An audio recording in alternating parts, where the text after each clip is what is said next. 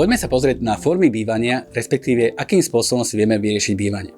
Budeme sa rozprávať v úvodzovkách o vlastnom bývaní. Situácia na Slovensku si mladí ľudia riešia väčšinou svoje prvé bývanie v 30-31 rokoch. A toto je veľmi dôležité, akým spôsobom si ho vyriešime. Mladý človek, dajme tomu, žije v mama hoteli, všetko je tam vlastne krásne, je to miesto plné zázrakov, že za 100-150 eur, čo dá domov, má všetko. Má komplet servis, otvorí chladničku, tam je vždy nejaké jedlo, je tam navarené na nejakom tom hrnci, ale povie si mladý človek, že čas ísť odtiaľto preč, ísť do svojho. A máme tu dve možnosti.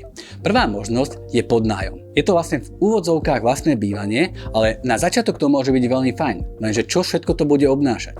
Pri podnájme prvá vec, čo vlastne väčšina ľudí vyžaduje, respektíve majiteľov tých bytov, je depozit. Pokiaľ sa budeme rozprávať možno tuto v okolí v Galantskom regióne o prenájme dvojizbového bytu, tak sa pohode bavíme o sumách zhruba nejakých 550 až 600 eur mesačne. Pokiaľ vlastne človek bude pýtať, respektíve ten majiteľ bytu bude pýtať jednomesačný depozit, tak sa rozprávame o 550 eur depozite plus 550 eur prvé nájomné, takže to znamená, že budem potrebovať 1100 eur na to, aby som tam vlastne išiel. Lenže vo väčšine prípadoch aj v tom podnájme môže sa stať, že tam bude chýbať nejaké zariadenie. Že si budem musieť dokúpiť možno televízor, nejaký gauč, chladnička, pračka, proste nejaké maličkosti, respektíve možno nejaký posteľ, madrace alebo niečo, čo budem potrebovať, aby som tam mohol normálne bývať. Takže zase len na to nasťahovanie budem potrebovať ďalších zhruba nejakých 1500 až 2000 eur.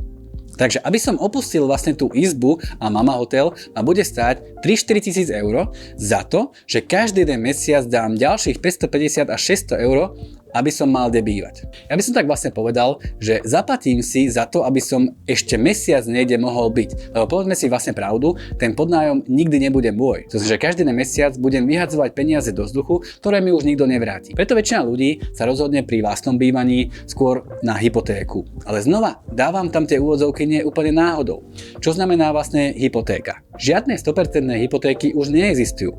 Bežné financovanie je 80 až 90% mi dokáže zafinancovať banka, takže tých zvyšných 20 respektíve 10% budem musieť financovať ja. Pri nejakom tom trojizbáku v tomto regióne sa bavíme o sume možno nejakých 120-150 tisíc eur. Pokiaľ vám dať dokopy 20% z tejto sumy, tak sa rozprávame o tom, že budem potrebovať 30 tisíc eur len na samotnú kúpu. Vo väčšine situáciách, ale tam tiež budem potrebovať niečo dokúpiť.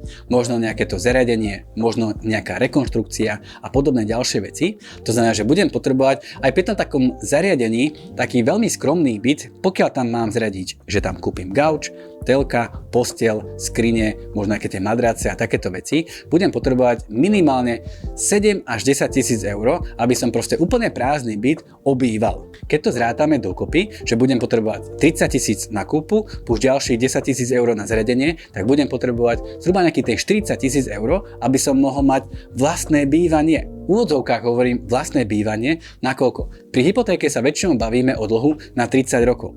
A čísla nepustia. Pokiaľ si mladí ľudia na Slovensku v 30-ke, v 31-ke riešia svoje prvé bývanie a zoberiem si hypotéku na 30 rokov, tak väčšina tých mladých ľudí ešte sama toľko nežila, nakoľko sa niekomu zaviaže. Lebo ten môj byt bude až po zaplatený poslednej splátky. Vtedy to bude skutočne môjim majetkom. Ja viem, že tuto vlastne bola téma, kde sme sa trošku nezhodli s jedným právnikom, lebo vlastne právnik mi tvrdil, že ten byt je tvoj. Áno, samozrejme, ja som na liste vlastníctva.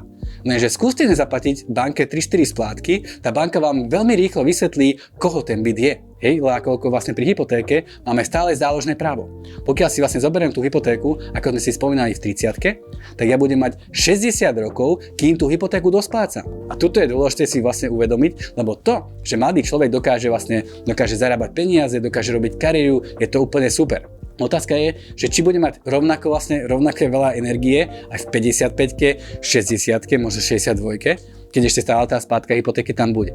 Preto vlastné bývanie formou hypotéky môže byť perfektná vec, lebo stále sme na takej úrovni, že úrokové sadzby na Slovensku sú veľmi zaujímavé a stále je, dokonca by som tak povedal, že úrokové sadzby vlastne veľakrát sú nižšie ako inflácia, takže na tom vlastne na tej hypotéke vôbec nič nepreplácame a dôležité si uvedomiť, že pri hypotéke ten dlh ide do aktív.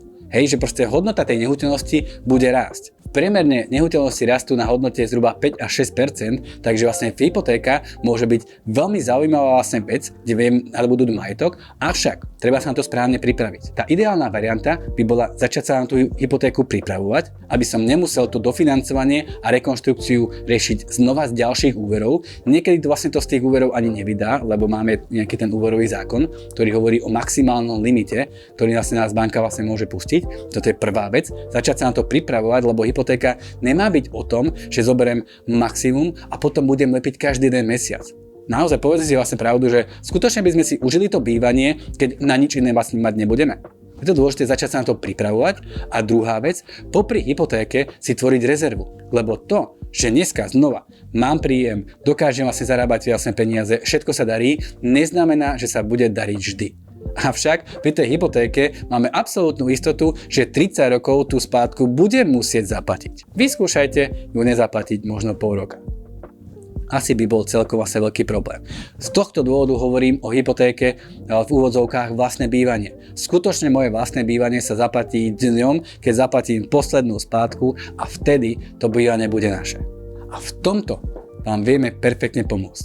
Vieme sa pripraviť na to, ako nadobudú vlastne tú nehnuteľnosť, ideálne s čo najmenšími úvermi, ako si popri hypotéke tvoriť rezervu, ktorá bude zarábať viacej, ako čo prerábame na tej hypotéke a hlavne ako dosplácať tú hypotéku bez starostí a bez zbytočných stresov.